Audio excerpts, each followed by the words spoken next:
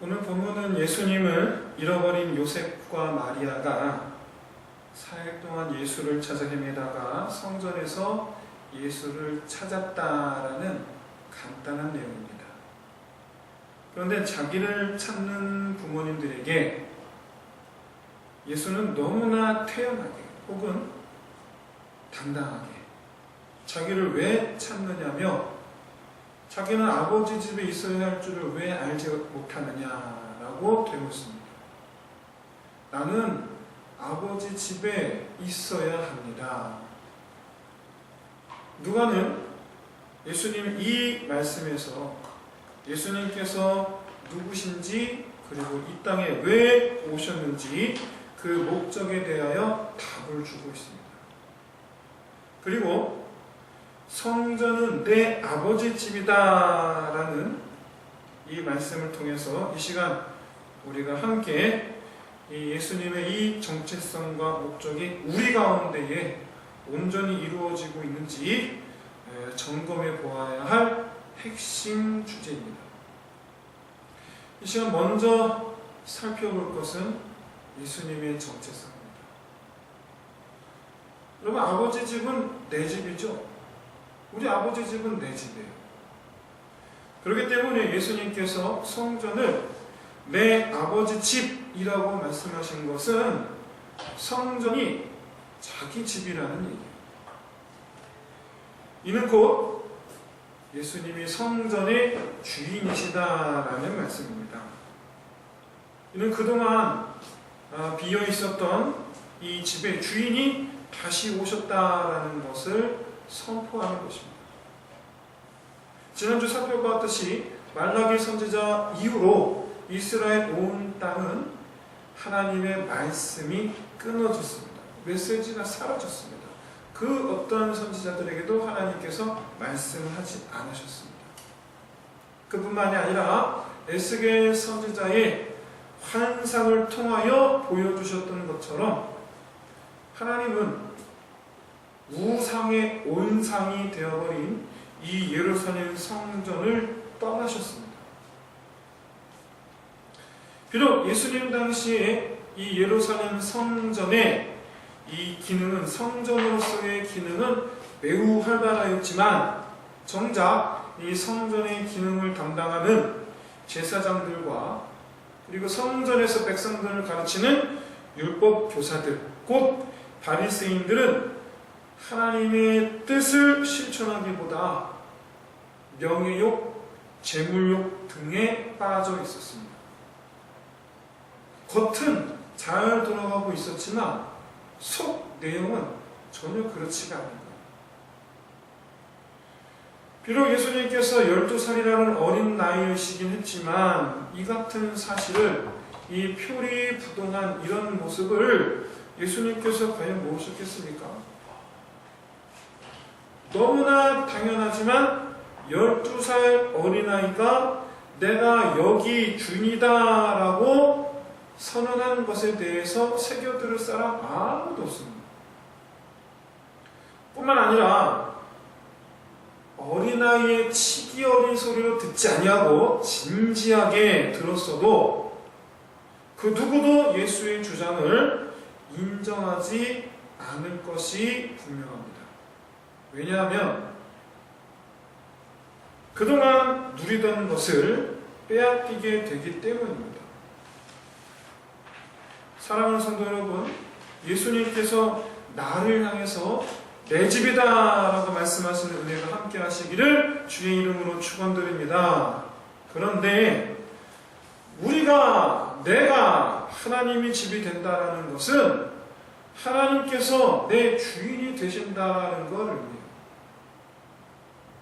그래서 그런지 몰라도 안타깝지만 어쩌면 우리는 하나님께서 주인 되시는 것이 싫을 수도 있습니다. 왜냐하면 그동안 내가 누려오던 것을 더 이상 누릴 수 없게 되기 때문입니다. 즐기던 것을 즐기지 못하고 손에 쥐고 있던 것을 오히려 내어놓아야 합니다. 어떤 분은 하나님 믿으면 하나님께서 복을 주시기 때문에 더 많은 것을 받는다라고 그렇게 말씀하는 분도 있지만 사실은 오히려 우리가 하나님께 드려야 합니다. 어쩌면 빼앗기는 것 같아요. 가장 대표적인 것이 11조입니다. 꼭 교회에서 걷어가는 세금 마냥 별로 기분이 좋진 않아요. 그런데 그런 느낌을 받는 것이 우리만 그런 게 아니었어요. 오늘 본문의 상황은 일종의 복선의 역할을 하기도 하는데 오늘 예수님과 대화하는 율법 교사들은 차후 예수님께서 장성하여 공생의 사역을 하실 때에 예수님과 첨예한 대립각을 세우는 바리새인들의 스승들입니다. 즉 예수님께서 성전의 주인 되시는 것을 가장 극렬하게 반대하는 사람들의 대표자들이에요. 바리새인들과 제사장들이 예수님을 극렬하게 반대했던 이유는 예수님께서 그들이 지금까지 누려왔던 사회적 지위를 박탈하려는 것처럼 보였기 때문이에요. 먼저 예수님은 그동안 율법을 전가의 보도로 삼아 백성들 위에서 사회적 지도자의 위치를 고수하고 있던 바리새인들을 비판하십니다. 그들이 주장하는 율법은 하나님의 뜻과는 아무런 상관없을 뿐만 아니라 오히려 하나님의 뜻을 막아버리는 악습이다라고 가르치셨던 거예요. 그렇게 함으로써 그동안 누려왔던 사회적 지위를 바리새인들이 그동안 누려왔던 이 사회적 지위를 흔들어 버리셨던 거예요. 그걸 누가 좋아하겠어요? 그리고 제사장은 성전에서 이루어지는 모든 제사에 드려질 제물을 사고 파는 장사꾼들을 성전으로 끌어들여서 장사꾼들로부터 수입의 일정 부분을 헌납받고 있었습니다. 여러분, 제사로 드려진 제물은 화재, 불로 태운 제물 아닌 다른 그 외의 것은 제사장이 자기 소유 삼았어요.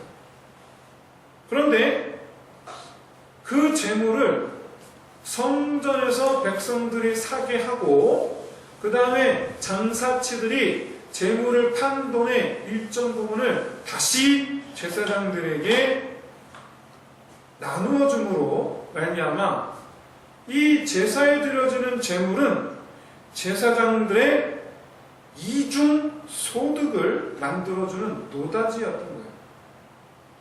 그런데 예수님의 활동은 그런 제사장들의 수입, 활동 영역을 위협하고 있었어요. 그러니 그걸 누가 좋아하겠어요? 여러분, 예수님께서 성전의 주인 되신다는 것은 이렇게 그동안 내가 누리고 있던 내 것을 빼앗아가는 그런 느낌을 받을 수 있어요. 하지만 여러분, 하나님께서 성전의 주인이 되셔야만 구원 역사가 나타납니다. 예수님은 예루살렘 성전을 중심으로 세력을 일구고 있던 이들로 인해서 새로운 성전을 이렇게 세우셨어요. 바로 우리들이에요. 그런데 예수님께서 우리를 성전 삼으신 것은 우리의 주인이 되기 위해서예요. 그래서 우리를 구원하시기 위해서예요. 사실상 주님께서 우리의 주인이 되시려는 것은 내 것을 빼앗으시려고가 아니라 나를 얻으시기 위해서예요. 나를 얻으시기 위해서. 사랑하는 성도 여러분, 말로만 나를 받으시옵소서 하지 마시고 진실로 나를 드리시기를 바랍니다. 사도 바울은 고린도전서 3장 16절에서 너희가 하나님의 성전인 것과 하나님의 성령이 너희 안에 계시는 것을 알지 못하느냐라고 말씀하셨어요. 이 말은 입장 바꿔서 생각해보면 내 몸인데 내가 내 몸인데 내 마음대로 못해요. 내 것인데 내 마음대로 못해요. 왜? 하나님이 주인이시니까. 그러나 여러분, 우리가 예수 그리스도를 주인으로 섬기는 그 순간 로마서 11장 36절의 이 말씀을 우리가 함께 되새겨본다면 오히려 예수 그리스도께서 나의 주인 되심이 복인 줄을 깨닫게 되실 줄로 믿습니다.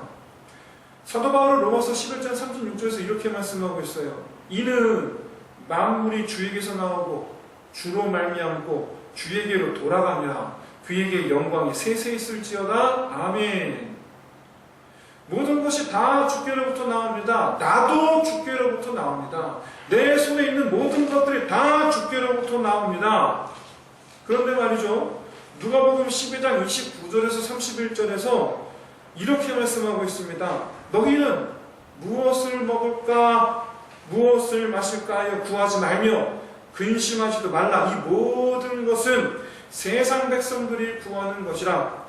너희 아버지께서는 이런 것이 너희에게 있어야 할 것을 아시느니라. 다만 너희는 그의 나라를 구하라. 그리하면 이런 것들을 너희에게 더하시리라. 아멘. 여러분, 모든 것이 다 주께로부터 나오는데 하나님께서 나의 주인이 되시는 그 순간 하나님 우리에게 이 모든 것을 더하신다 말씀하십니다. 왜? 모든 것이 다 하나님으로부터 나오니까. 여러분, 지금 우리에게 부족한 것은 세상 것들이 아니라 오히려 믿음입니다. 내게 부족한 건 세상 것들이 아니라 내 믿음이 부족한 거예요. 지금 우리에게 부족한 것은 주님입니다. 주님이 우리 안에 안 계신 거예요. 예수 그리스도께서 우리 안에 충만하시면 그 어떤 부족함도 없으리라 믿으시는 저와 여러분 되시기를 진심으로 소원합니다. 우리가 지금 가장 먼저 고백해야 되는 것은 내 모든 것, 내 생명까지도 다 주님께 드리겠습니다. 나는 그저 단지 주님만으로 충분합니다. 나는 주님만으로 충분합니다. 사랑하는 성도 여러분, 내가 성전입니다. 내가 성전인데 이 성전 안에 하나님께서 임재하셔서 하나님으로 충만하시면 나라는 사람의 성전에 하나님이 충만하시면 그 어떤 것도 부족함이 없게 될 줄로 믿습니다. 지금까지 말씀드렸다시피 예수님은 성전의 주인이세요. 그런데 예수님은 정작 공생의 3년이라는 공생의 기간 동안에는 성전 근처는 어신도 하지 않으셨어요. 학자들은 사복음서를 통해서 파악하기를 예수님께서 공생기간 동안에 예루살렘 성전에 가신 적을 어떤 사람은 2번 정도로 보고요, 어떤 학자는 1번이라고 주장하는 학자들도 있습니다. 정말 말 그대로 성전 근처도 가지 않으셨어요. 그 이유가 뭔가 오늘 본문에 있습니다. 오늘 본문에는요, 율법 교사들이 등장합니다. 바리새인들의 선생이다라고 불리는 대학자들이에요. 그런데 그 사람들이 예수님과 대화하면서 12살짜리 예수님과 대화하면서 놀랐다라고 말씀하고 있어요. 47절 보십시오. 놀랍게 여기더라. 근데 여기서 사용된 놀랍다라는 이 단어 헬라어의 본래 의미는 제정신이 아니다, 넋을 잃다라는 뜻이에요.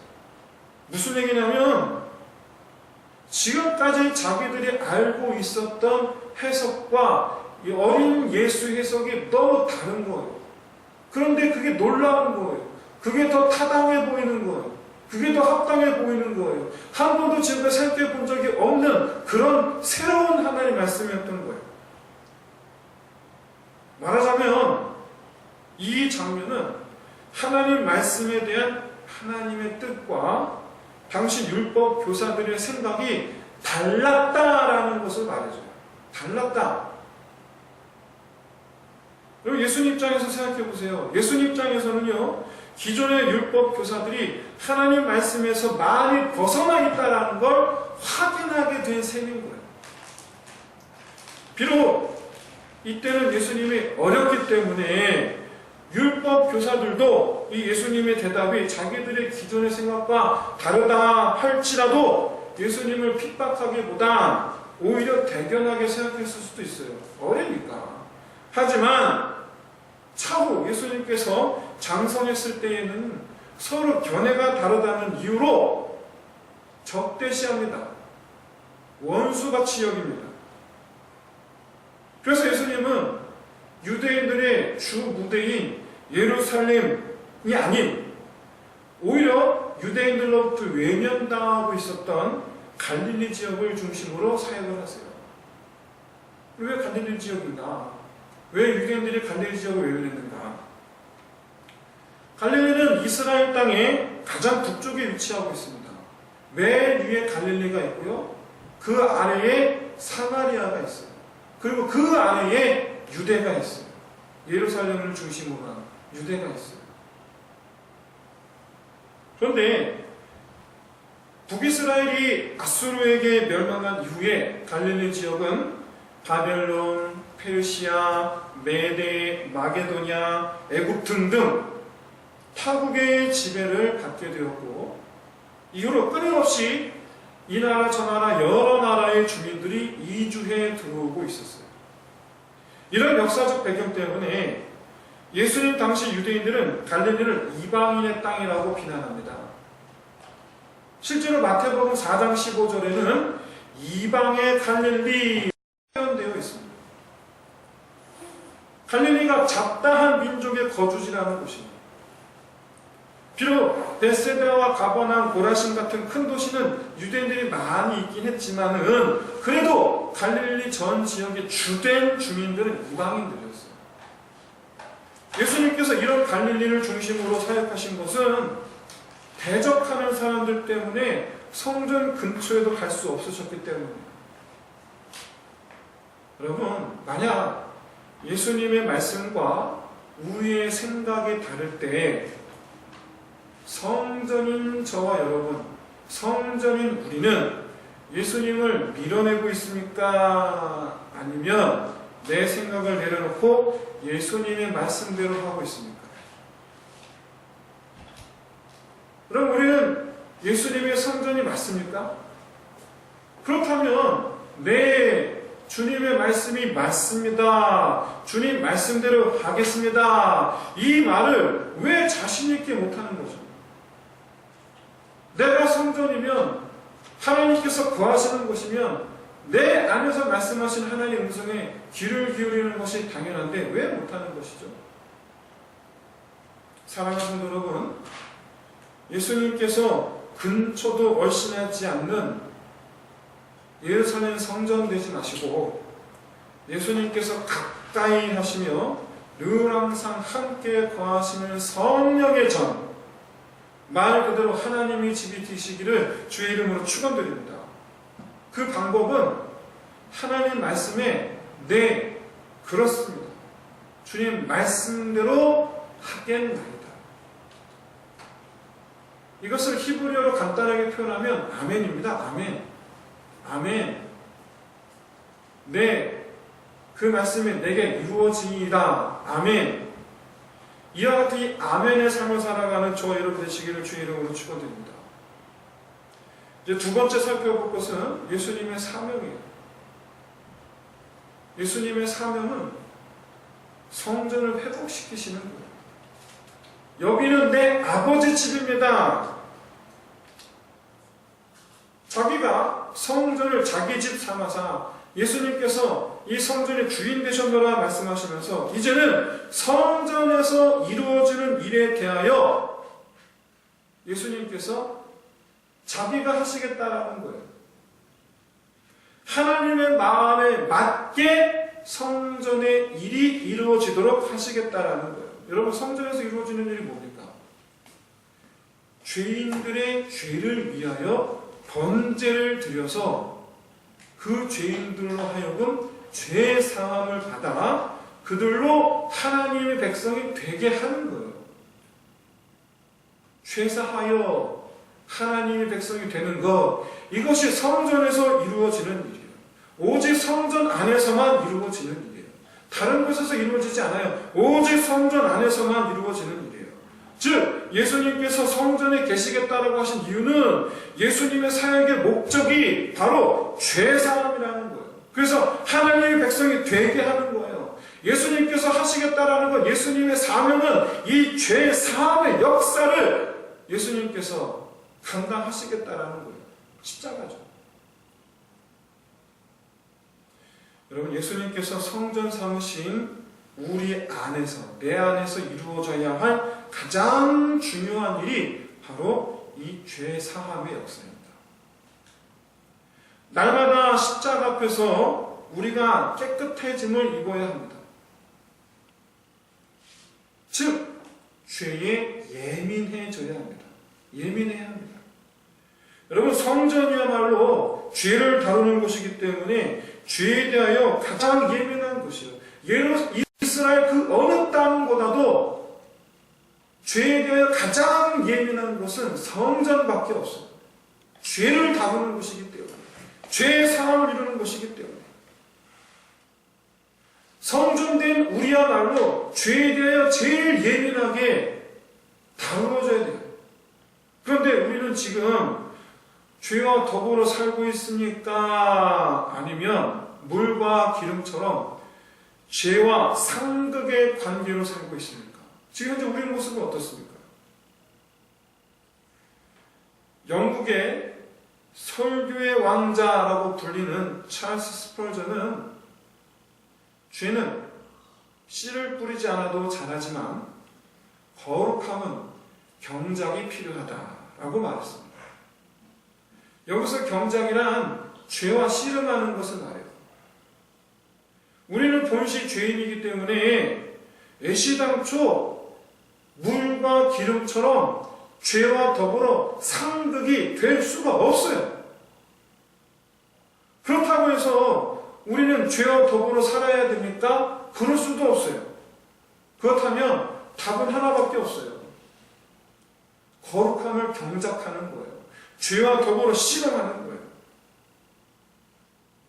날마다 우리 안에서 죄 사함의 역사가 일어나야 하는 거예요. 그러나 여러분, 죄 사함 그 자체보다도 더 중요한 것은 죄 사함의 역사는 반드시 승리로 이어져야 한다는 거예요. 씨름했는데 져보세요. 죄와 더불어 열심히 씨름하고 있는데 맨날 져요. 아닙니다. 씨름의 결과는 승리여야 합니다. 죄로부터 깨끗함을 지켜내야 합니다. 죄에 대한 승리란 죄의 습관에서 거룩함의 습관으로 옮겨가는 거예요. 예를 들어서 여러분, 담배 피우는 습관에서 안 피우는 습관으로 바뀌어야 합니다. 미워하는 습관에서 사랑하는 습관으로 바뀌어야 됩니다. 불평하던 습관에서 감사하는 습관으로, 남 탓하던 습관에서 내 탓하는 습관으로, 욕하는 습관에서 선한 말하는 습관으로, 분냄에서 기뻐함으로, 짜증에서 이해심으로, 이기심에서 이타심으로 우리는 바뀌어야 됩니다. 왜냐하면 우리는 하나님이 계신 곳, 성전이어야 하기 때문이에요. 성전이어야 하기 때문에. 예수님께서 우리를 성전 삼으시고 우리 안에서 죄 사함의 역사를 이루시는 목적은 오직 하나예요. 바로 우리 안에 하나님의 임재를 실현시키기 위함이에요. 하나님께서 우리와 함께 거하게 하시기 위함이에요. 말 그대로 우리가 거룩한 곳, 우리가 성전이 되게 하시기 위해서요. 저 하나님 안 계신 껍데기 위로 사는 성전이 아니라 성령 하나님께서 살아 역사하신 성령 하나님께서 거하시는 성전. 여러분, 껍데기 위로 사는 성전 되지 마십시오. 하나님 안 계신 껍데기 위로 사는 성전 되지 마시고 성령이 살아 역사하시는 하나님이 거하시는 곳, 하나님이 임재하심이 있는 곳, 말 그대로 죄로부터 우리 자신을 지켜내어 하나님의 거룩한 옷을 입는 저와 여러분 다 되시기를 주의 이름으로 축원드립니다. 이제 말씀 마치겠습니다. 예수님께서 성전을 향해서 이는 내 집이다 라고 말씀하신 것, 바로 우리에게 하신 말씀입니다. 너는 내 집이다라는 거예요. 너는 내 집이다. 주님 나에게 말씀하세요. 너는 내 집이다. 우리가 그런 예수님을 주인으로 맞이해서 이제는 예수님께 드리는 삶을 살게 되시기를 진심으로 소원합니다. 하나님의 말씀에 아멘으로 화답함으로 하나님께서 성전된 우리 안에 거하시기를, 우리를 찾아오는 것 기뻐하시기를, 그렇게 해서 하나님께서 우리로부터 멀어지는 것이 아니라 더욱더 하나님을 가까이 하게 되는 저와 여러분 되시기를 진심으로 소원합니다. 마지막으로 예수 그리스도의 이 죄 사함의 사역으로 인하여 거룩한 성전, 주여 더불어 씨름하여 날마다 승리함으로 거룩한 성전, 하나님의 임재하심이 충만한 저와 여러분 다 되시기를 주의 이름으로 축원드립니다. 우리 함께 이 시간에 찬양하면서 기도드리겠습니다.